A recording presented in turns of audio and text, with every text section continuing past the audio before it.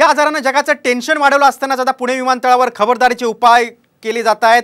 आफ्रिकेसह इतर देशात monkey pox वाढत असताना आता पुणे विमानतळावर थर्मल स्कॅनरच्या साहाय्याने प्रवाशांची तपासणी केली जाते। संशयास्पद रुग्ण आढळून आल्यास त्यांना नायडू हॉस्पिटलमध्ये विलगीकरणात ठेवण्यात येणार आहे, कारण हा संसर्गजन्य आजार आहे। पुणे विमानतळावर आता खबरदारी घेतली जाते, कारण दक्षिण आफ्रिकेसह अनेक देशांमध्ये मंकी पॉक्सचे रुग्ण आढळत आहेत। या आजाराने जगाचं टेन्शन वाढवलं असतानाच आता पुणे विमानतळावर खबरदारीचे उपाय केले जात आहेत। आफ्रिकेसह इतर देशात मंकी पॉक्स वाढत असताना आता पुणे विमानतळावर थर्मल स्कॅनरच्या साहाय्याने प्रवाशांची तपासणी केली जाते। संशयास्पद रुग्ण आढळून आल्यास त्यांना नायडू हॉस्पिटलमध्ये विलगीकरणात ठेवण्यात येणार आहे, कारण हा संसर्गजन्य आजार आहे।